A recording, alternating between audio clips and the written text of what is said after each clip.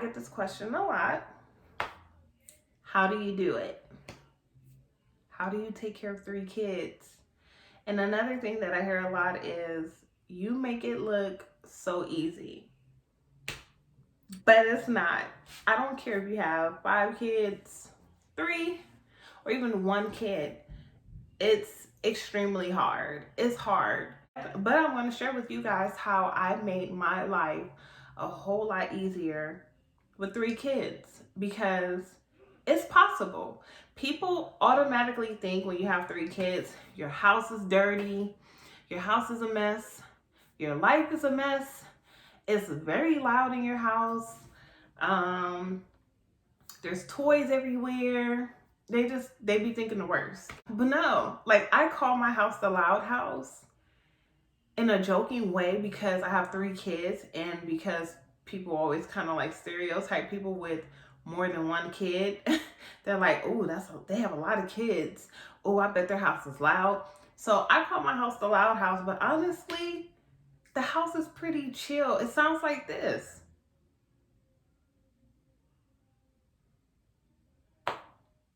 And there's 2 kids in here. Every once in a while, yes, you'll hear, the baby fussing at one of the boys. The boys chasing each other. But other than that, it's very quiet. And the reason for that is because we have a routine in this household. We have rules in this household. There's discipline. There's a schedule. A schedule is going to save your life. It is going to ease your mind, because I'm telling you, even when I had 1 kid, it was so hard for me. But when I think about it, it was hard for me because it was my first time being a parent. So I didn't have a schedule. I didn't have them on a schedule. And then I went back to work. So it was like I'm trying to balance work and being a mother. So it became very overwhelming, because when I would get off from work, it was straight into mommy mode. It wasn't a bathroom break. It wasn't no break at all. It was just straight to taking care of the baby. I do have a morning routine with a newborn video, but I'm thinking about making a morning routine video with all 3 of the kids, just so you guys can get a sense or a glimpse of what it's like. You're gonna have days where you're like, oh, today went so smooth. Like, today was a piece of cake. Like, I got this. I can handle. Like, I can do this. You're gonna have days where it's long and it's rough, and you're exhausted at the end of the day. You're just like, I'm over today. I'm over it. I'm tapping out. And there's going to be days where it's in between. There was some rough moments, but there was also some calm moments. And there's going to be days where you're freaking crying and you're just like, I can't take it anymore. I can't take it anymore. And every day you're just going to look at your child and smile and be so thankful to have them. I look at them every day, and I just, like right now, feel like a weenie. I'm about to cry.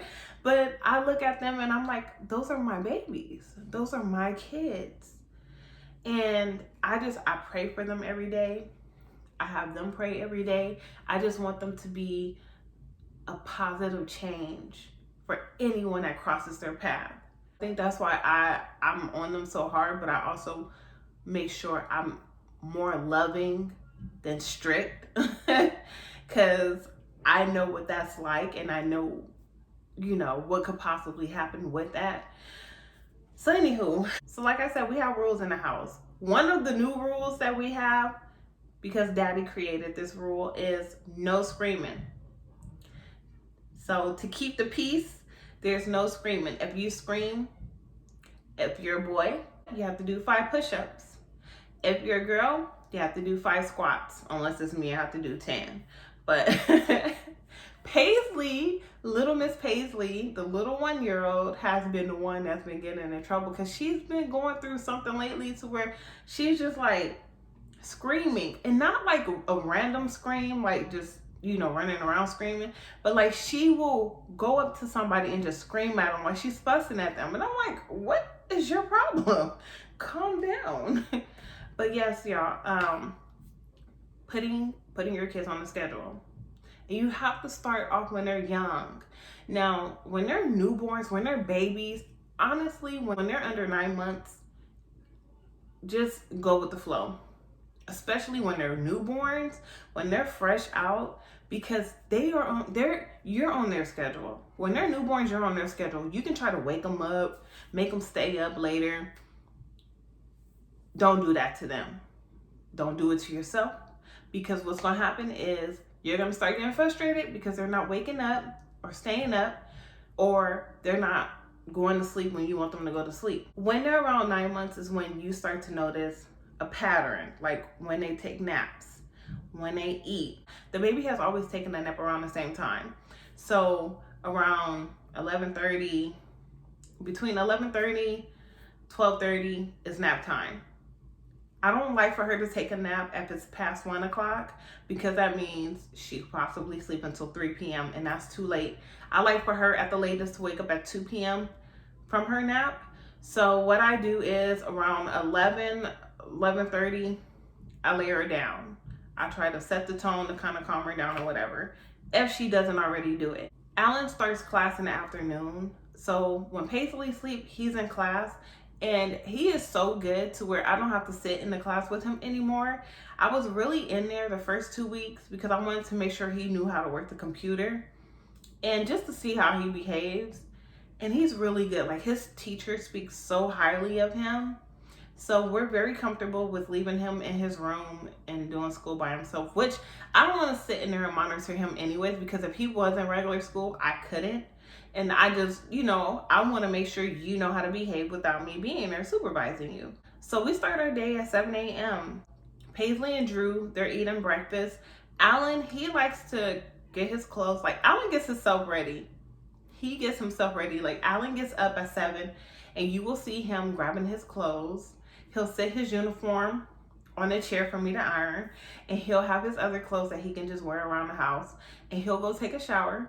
He'll eat breakfast, and then he'll just chill until it's time for him to start school. Andrew is in preschool. He doesn't do virtual learning, so I'm the teacher, and we had him doing ABC Mouse, and that just wasn't working for him. I still have ABC Mouse, and I still have him do it every now and then, but there's a book I got from Amazon. So if you are a parent and you're trying to teach your child their alphabets and you're having a hard time, this book is a must-have. And it was only $17. And they have activities in there for the kid to do every day. They basically have the day planned out for you. You don't have to plan out anything. They have every day, starting on Monday, and every week is a new letter. So for a whole week, you're gonna do a letter, and there's an activity every day. And Andrew loves doing activities, so that's what made it easy for us. The lesson is probably 10-15 minutes at the most, and so it doesn't overwhelm them. I usually do his lessons in the morning when he's less hyper, and then Alan is in the afternoon. So by the time Alan goes into class, Drew has already did his lessons for the day, and he's on chill mode, and Paisley is taking a nap. So around 12:30, the house is very quiet. All you'll hear is Alan's class. During breakfast is when I usually clean up. If I don't get up before them and clean up, I'm cleaning up during breakfast. So by the time they're done eating breakfast, I'm done cleaning up the house. And so I'm not overwhelmed. Around 2 o'clock, 2:30, she gets up from her nap. Alan is out of school at 2:30. Right after school is homework time.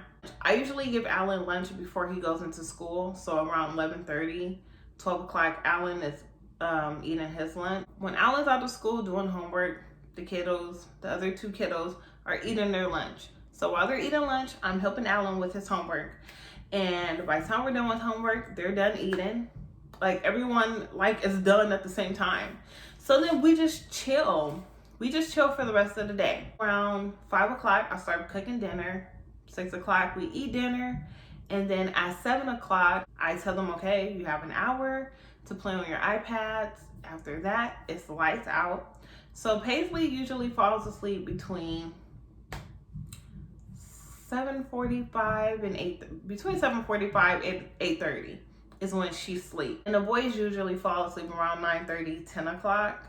So yeah, at 8 o'clock, I take the iPads and it's lights out, and they have to be in their beds.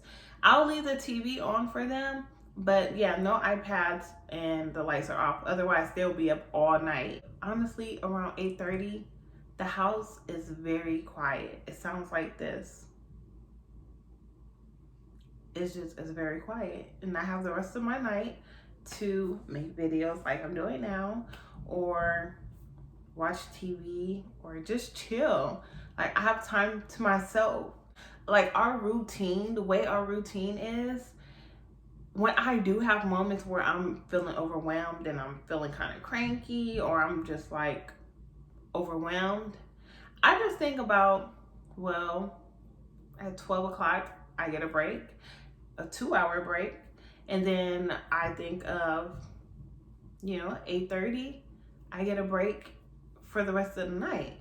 So that's what calms me down. That's what gets me through the day when I am having it pretty rough. But the day is pretty chill. And it's not because I have chill kids. My kids are like normal kids, I have one that's calm, but sometimes he yaps when he needs to zip it.